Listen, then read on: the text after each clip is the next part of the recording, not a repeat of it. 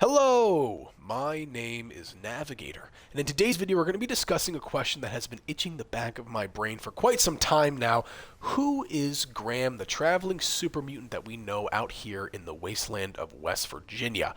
I've been doing some research lately, trying to figure out an answer to this question. I've been going online, going to the wiki, taking a look at some kind of like Reddit questions, stuff like that. I've been everywhere, and I really haven't found a definite answer. However, there are some things that I have discovered, and I can make some inferences and hopefully make a hypothesis as to who Grahm is, or at least who he was pre-war. Now, I want to let you guys know the notes that I have on the paper in front of me are a little bit all over the place, so excuse me if this is kind of ragtag, but then again, a lot of my discussion videos are. My apologies. So what I want to do is keep this as brief as possible, and with that being said, let's get into this. First thing I want to do is I'm going to give you guys a nice little picture here of the meat cook, so you guys can have something to look at while you listen to me ramble on and on. But yeah, let's get into this. Okay, so number one thing that I wanted to talk about is why are some super mutants friendly and some super mutants aren't? Well, what I did is there's kind of two different versions of that, but the one that I aligned with is Fox. Fox, of course, is a friendly super mutant from Fallout 3,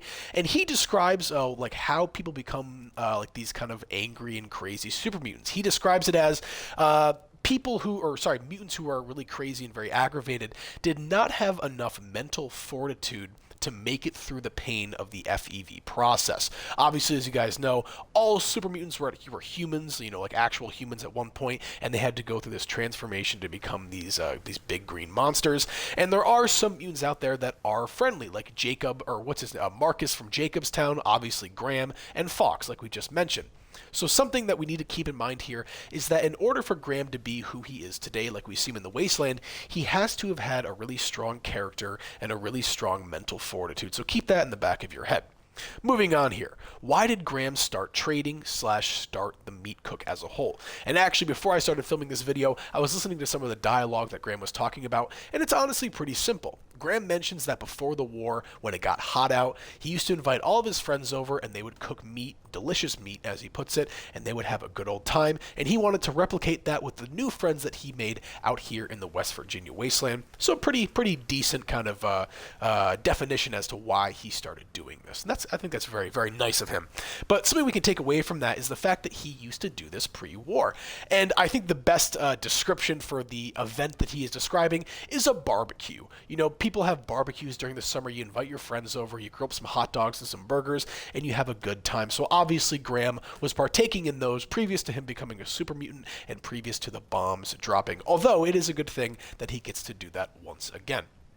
Moving down on my list, I want to discuss his best friend, we all know, Charlie the MooMoo. Now, something I noticed when we were talking about dialogue, or when I was looking up dialogue and looking online, is that Charlie reminds Grahm of, as he puts it, someone or something from the past, I guess. We can put that in parentheses there because he doesn't explicitly say that. But she reminds him of something or someone from the past. So maybe he had time maybe with some kind of animals or cows in specific. But it's just kind of interesting that there's all these little bits and pieces we can kind of build up, and you'll see where this takes you. So just keep that in the back of your head as well. Something else I noticed is that, just kind of a little fun fact, Grahm likes to dance, so that might be a reason why he has that kind of Hawaiian-ish Jimmy Buffett, actually rest in peace to the legend Jimmy Buffett, but that Jimmy Buffett kind of music. And there's one other really big thing that I want to discuss when I was going over the dialogue, and that is there are points, and I haven't heard it personally from Grahm myself in my my career playing this game, but he does mention to Charlie that he is looking for that one thing, and he says that once they get that one thing, they can move on and have a bunch of caps, and she'll be able to graze on the greens forever and they'll all be happy. So he is looking after this one thing. Okay, I did tell you this would be a little kind of ragtag all over the place, but I wanted to get all of that information out first before I make this final hypothesis. I told you it'd be quick. Anyways, what I think Grahm was pre-war, and there are, obviously in the wiki it says he's a chef and this and that, and he could have been that, or a butcher or something like that. I think Grahm was a farmer. I think Grahm was a farmer out here in West Virginia. As plenty of you guys know, and some of you guys probably are from the wonderful state of West Virginia, lots of great farmland there, plenty of hardworking farmers. But given the information that we have, I do think that was Graham's trade. First example is Charlie. Farmers, although, they do end up butchering the meat at the end of the day and having to for lack of a better word, kill. I know YouTube kind of has a little bit of problems with that word, but for lack of a better term, kill the cow in order to produce meat. Some farmers, still do take care of their animals. And maybe now that it's post-war and he realizes he doesn't have to, put all these cows in this, big meat factory, whatever, he can actually take time and build a relationship with his animals. So that is one thing that I think is kind of peeping through the FEV in his brain, is the time that he used to spend on the farm with animals. Another thing I can talk about is him being a merchant. I'm not saying he's a farmer in the sense where he used to grow crops. Maybe he was the farmer in the sense where he used to raise and slaughter animals and sell the meat. And that is why I think that the trading element is kind of natural to him, and the reason why the meat business is very natural to him. Now, he could have very easily been a butcher. There's a lot of butcher stuff in 76, when it comes to Helvetia, and there's that, like, the butcher prefab that we got in the shop. But given the fact that he has that relationship with Chally, and one more example I'll talk about, I don't think that really would have been his trade. But the example I meant is that Grahm understands that Chally needs to eat greens. And listen, I could maybe just be overstepping on this and not giving super mutants enough credit, but from my understanding, I think that a normal super mutant, although Grahm is not one, would just start shoving meat in the cow's face and be like, oh, well, I eat this, so you eat this as well.